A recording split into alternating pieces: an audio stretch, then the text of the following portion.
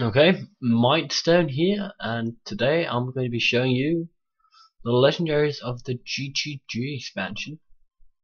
And first off, we're going to be looking at both Ram Shield. Well, this guy is, well, he has, well, he has things that are okay because he shields you for damage, but he has this really bad downside that you will die pretty quickly if the enemy just bangs his entire board into your face. You're not going to be taking damage, but their minion is not going to be taking damage either. But both is going to take damage. So that's a problem, kind of. And he's so easy to trade with in that way. So you can't like. I see it versus Phase Hunter because it efficiently gives you 9 more HP and a minion on the board. But I would pretty much any day run anti-heal bot. And yeah, I think anti-heal bot could be better here. At least most of the time. Especially because yeah, it feels better. Yeah. But yeah, it is anti-aggro, it could be played, but I think anti-heal bot's better. Well, next card, excuse me for the, well, edges kind of fucked up. But this guy, Captain Crack, he has 4/6 in case you can't see it, and costs 7 mana. He has charge and costs 1 less for each friendly pirate, and he's a pirate himself. This card is, yeah, it's okay, but you need at least 2 pirates on the board to make him worth it playing. I think, because if you got less, he costs too much for what he gives you. So yeah, he has some trouble. If you can get more than 2 pirates on the board, excuse me, then he might get really good, but that's not going to be realistic usually.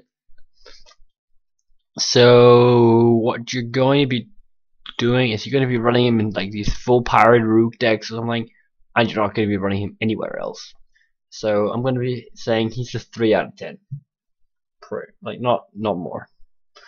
Then we've got the next card. If I just go ahead, yeah, we could.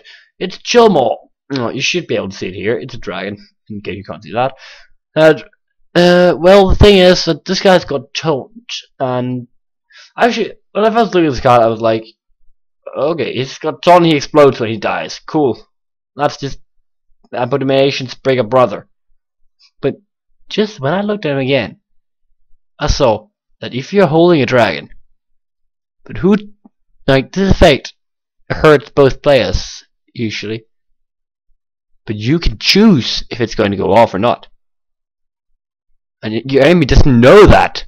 He doesn't know if you have a dragon or not, so he's going to be very hesitant to kill this guy because he doesn't know what the outcome is. He'll have a lot more trouble calculating his turns here, which I think is fucking cool. Like, you can make your enemy so confused with this card. It's like, you might have a dragon, you might not have a dragon. Nobody knows. Except for you. And if you kill on your turn, you can decide if you want that, well, Hellfire effect. Or you can decide if you want to play your dragon before you kill this. And then it doesn't go off. You might have 2 dragons, you can't play both. It's bad luck for you. Just, you can't do anything. And then you're just going to be having it as the Abomination's bigger brother. But that's not too horrible either. Excuse me for the camera thing. But yeah, I think this card is actually really, really cool. You're going to be playing Dragon decks. You're not going to be playing like everywhere else. Even though if you have like a few big dragons, you could be playing it in some defensive deck. Like that was maybe lacking board clear. I'm thinking in Control Warrior here, because that usually has a bit of problems board clearing. But I think Chillmore could maybe solve this, and then you could include stuff like Ysera and Alexstrasza, and you'd actually be pretty well going. So I'm gonna say 8 out of 10. Then we've got Edith's Darkbane, and this card is nuts, absolutely nuts, because you can on turn 4 play this, play, I don't know, if you're Paladin, and that 1 mana spell gives Divine Shield, That's stupid. You're gonna kill a minion on the enemy side of the board, or just smack him in the face for 3, and this thing's not gonna die. You can do like Blessing of Kings next turn, and it's gonna go insane, like absolutely insane. This is a mega threat you have to deal with, and it can be played on turn 3 or 4. It is stupidly good. You're gonna be playing this in most decks that doesn't have like a defined 3-drop. So and of course has spells to target this with. Like you could even throw a clear spell after it.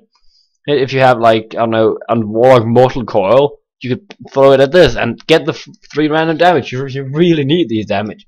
It's like for lethal, if you're trying to push for lethal. So that would be possible. But yeah, that's mostly what I see it for. And I think it's really good. I'm going to say 7 out of 10 because yeah, it's annoying, but like a priest can just say, oh, Shadow Word Pain, and it's gone. So it's not like it's better than that. It's good, but it's not like a god card, but pretty close to. Then we've got the sister of it, or twin, whatever you want to call it, the Ifoul Lightbane. This card is, well, it's different. I think it's slightly weaker, but it's very, very little. Well, but the way is, this is you can't really do like the same flashy plays. You can't really do that. And you can't do the Hand of Protection, I think it's called, the Divine Shield 1 mana cost Paladin spell. Well, you can't do this in this one because that's just going to waste it. So here you're going to be mostly working with Blessing of Might if you're playing it on Paladin, which I think is the most obvious one. But you're going to get Divine Shield here, which is not, like, it makes it a really, really sticky minion, because this minion is going to be like every time cast a spell on it, you're going to have this big beefy minion that's going to win a trade for you in some kind of way, which is, well, that's really good. It's a bit slower than the other one because you can't really get impact immediately when you play it, but it's a lot more sticky. It's harder to remove, I'd say. So I've decided to say, even though it's a bit weaker in my opinion, it's still a 7 out of 10. Then we've got Gorwog the Impaler. This guy is, yeah, well, he can be really good. He can be really good if he hits. But when are you going to have 4 minions? When are you ever going to have 4 minions? I can imagine the Muster for Battle Paladin deck maybe doing something and saying, oh well, we have a lot of recruits. But technically it's not going to happen often, even in these decks. So I don't like the card. No, I just don't like the card. I think it's way too inconsistent. If you had 3 minions, it'd be okay. Yeah, I think then it would be like you could play it on certain turn 7s with Muster for Battle, this one. But right now it's just inconsistent. So I don't like it. I think it's too weak. So I'm gonna be giving it a 3 out of 10 because it's not horrible like that, because it's 4 and might have some cool effect, but it's just still bad. And if you can't get the effect, and I'm pretty much in most decks I'm gonna include a Yeti instead of this guy. Oh well. Next card, Ifoul. This is an interesting card because you can't do the delicious 10 damage charge into the enemy guy's face. So he's like the big brother of King Crush, but he's not going to hit heroes. Which is, in my opinion, he is weaker. But the other thing is, the enemy is not always going to think of him as a threat. So what you can do is, you can, on one turn, you can go hit something big, which you usually will do with him. You're not going to play him to like clear out small minions. You can play him to kill like these Dr. Boom kind of stuff, kill Start Ragnaros. Like that's what he's doing for you. Maybe in your like Sarah or something. That's what he's trying to do for you. But what you can do is, and when you clear the big minion, the next turn you can maybe silence him, and you're going to hit the enemy's face for 10, because then you can attack heroes. That is really annoying, because it's your enemy. It was just like, oh well, he's harmless, he can't attack me. So that's why the card's actually okay. If not, then it'd be pretty bad. So yeah. But you want to end the game when you do that silence, usually, I feel like, because you're kind of like wasting silences on your own minions, which is usually going to result in you get a Triumphantering in your face at some point, and you're not going to be able to deal with it. So yeah, That's what I'm going to think of that. Okay, I'm going to say 5 out of 10. Then we've got Jessica Druid. This is my absolute favorite card. Like, I think this is the best card revealed in the set, because it can play an aggro as the like the latest thing in the deck, in like control. You can play mid range with it. You can play goddamn combos with it, and it just is going to give you something. It's not only good for all classes, but it's going to be really providing a good boost for whichever class you play in. And I just think it's stupidly good. It might not have good stats. It might die to a fireball, no, a frostball. Might die to a dark bomb, but you still get the battle cry, so you don't really care. All you care for is that delicious, delicious battle cry. But what I think is that this card, like it, even though it's good, I'm gonna give it 9.9 out of 10.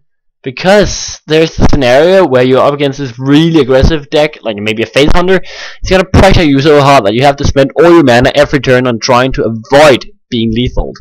So you're not gonna have any point where you can play this safely, which is going to be a huge disadvantage for you when playing this. And but that's the only point I can see this card being useless.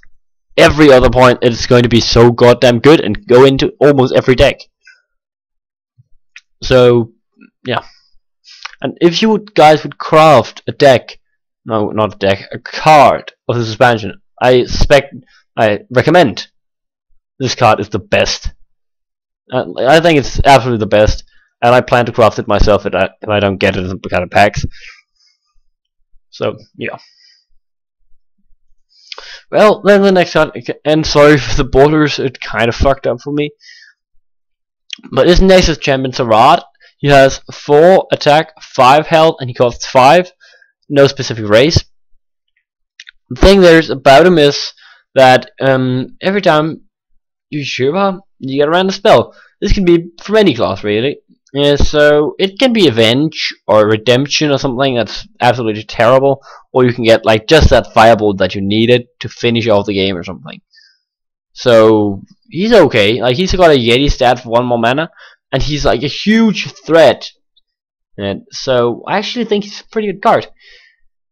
But yeah, I don't know. Yeah, he's gonna die the turn you play him, because like your enemy's gonna have something for him, but then he gets the removal for other minions, so they won't get hit with it. So I think it's all right, and he has 5 HP. It's a 4 HP. That's a huge benefit. So I like him quite a lot. I'm gonna say 6 out of 10 because yeah, he's an ordinary card. He's not a god in any way. I think he's pretty balanced. Then the last card that I'm going to show today is going to be the Skeleton Knight. This card is horrible. This guy is... I think I've seen a few other horrible cards, maybe 1 or 2 that was worse, but this guy is definitely the worst legendary in the game. I don't care about people saying Lord War Joe or saying Millhouse Manastorm. This guy is the worst legendary. He is so fucking bad. Like you can't, like the only way you would play him because he returns to your hand, so you would be playing him to get and well like the revive thing to fill up your hand again because you don't have card draw. He's a jouster. You're playing him a joust deck to get good jousts. You're not gonna need card draw then. Like jousters are usually high mana minions, which means you don't play too many of them. Like, so he is supposed to be played in aggro deck. Low minions, that's not going to win jousts. That's not going to work for filling your hand up. It's going to fuck up for you if you play this card. It's horrible. Absolutely horrible. Just don't play it. I'm going to say 1 out of 10. I would give it nothing out of 10 if I had the possibility to do that. But that's not the way my scale works. So I'm saying 1 out of 10, and I'm recommending you guys to probably disenchant this if you get it. Because it's horrible.